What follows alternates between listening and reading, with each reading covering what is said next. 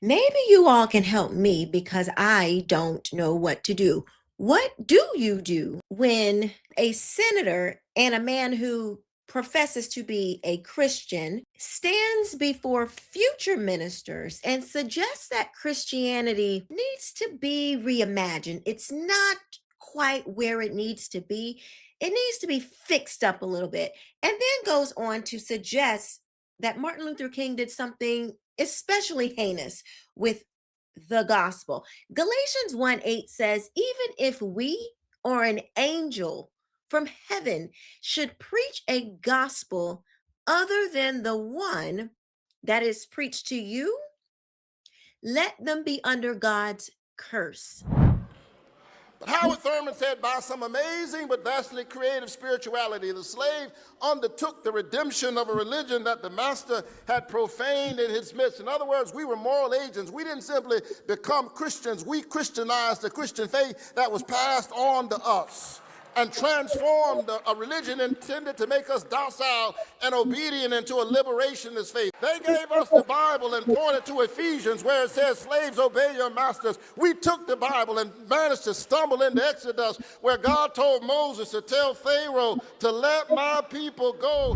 What's up, everybody? I'm Quisha King Benton. Welcome to the Quisha King Show, the only place on the internet where we uncover deception, discern truth in faith, culture, and politics from a biblical worldview. So Raphael Warnock, or Warlock, as I like to call him, was at Morehouse. Yes, the same Morehouse that just had the gay bishop put up on the walls and they were just fawning all over him. Yeah, that same Morehouse. He said these words about our faith, and we're going to have to discuss. And we sang about it in the spirituals and preached about it on Sunday. And it is that faith that caught up to Martin King one dark night. The man said, we're going to blow your brains out. And something said to Dr. King, you've heard him preach about it. You can't lean on that stuff you learned in seminary. That's all right.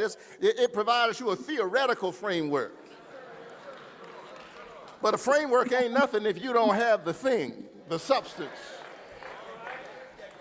You got to lean on that faith of your mother and that faith that your daddy preaches about. And he took that faith and mingled it with Gandhian nonviolent resistance strategy and distilled it into a movement that changed America. And we need that movement now more than ever. But I dropped by this morning just to tell you to keep the faith.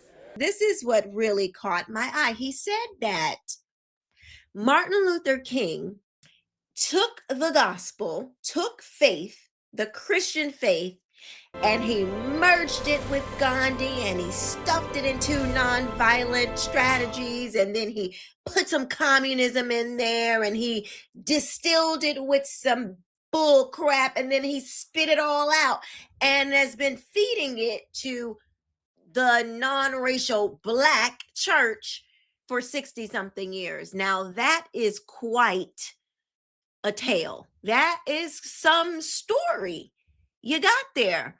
I'm glad that he has finally spilled the beans and spilled the tea. Hopefully, all of you people who follow this fool and follow people like him are starting to see who they are really of.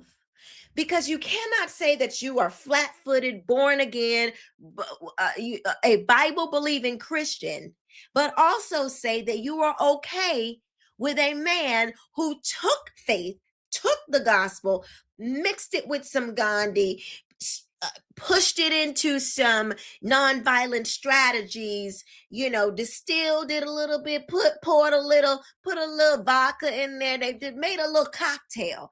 They just mixed a whole bunch of stuff in there. Sounds like a little syncretism, just mixed a whole bunch of stuff in there and just spit out this other substance. And we supposed to call this trash the gospel? You got me all the way messed up. All the way. I would never diminish my Lord and Savior, Christ, to some mixed in, polluted, idolatrous, distilled, perverted piece of the gospel. It's not even a piece of the gospel. It is a perversion of the gospel, because what he is talking about has nothing to do with Christ.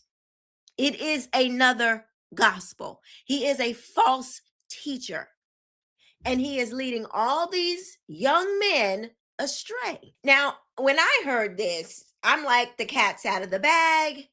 He spilled the tea, but I know it's going to be a lot of you out there like, no, what he said, that was tea, right? That was it. Clock that. You and have no idea that he just took what Jesus did on the cross for you, took your sin, the one who knew no sin, was beaten, bloodied, beaten beyond recognition, died on a cross for you, rose on the third day, and it was just about social justice. It was a social gospel. That's what he did it for. He only did that for Black people. He died on the cross for police brutality. He died on the cross for the things of this world, not for your soul to be saved and be reconciled back to God. No, that wasn't it. It was so white people and Black people could sit at lunch counters together. That is what he has distilled the gospel down to. They have politicized the spiritual realm. That takes some real creativity right there. I hope those of you who have been blind, who think that the Black church, quote unquote Black church, the social gospel, social justice, all of this nonsense, I hope you just heard what the plan is, what the plan has been, what it is today, and what it will be in the future. That is why you see all these people embracing the LGBTQ. You see all of these people embracing abortion. You see all of these so-called Christian embracing everything that is anti-gospel, because what they preach is not the gospel. He just told you what they believe in. They believe in a faith that is, it's got a little bit of some Christian stuff in there, but it's Gandhi, it's nonviolent, it's distilled with some splatterings of a little bit of this, a little bit of that. And he wants you to present that to the Lord as your life as a living sacrifice in that, whatever that is, which is Black liberation theology. I hope you guys see what has been, what is being shoved down your throat. When you turn on the TV and you're like, why am I seeing, every time I turn on the TV, it's always LGBTQ. It's always all this weird stuff going on. This is why, because it's all the way down in the institutions, the seminaries, the schools of divinity. They are communist. James Cone was a communist. Martin Luther King was a communist. Raphael Warnock's a communist. All of these people believe the communist agenda. That is their God. One of many, along with their skin color, obviously. And if you want to continue to participate in that, you go right ahead. But here is what I can guarantee you: if you do not turn from that wicked way, you will not hear, "Well done, my good and faithful servant." These are my thoughts on this outrageous speech. Let me know what you think about what I think in the comment section below. I look forward to hearing what you think. I will see you next time. Thanks for watching.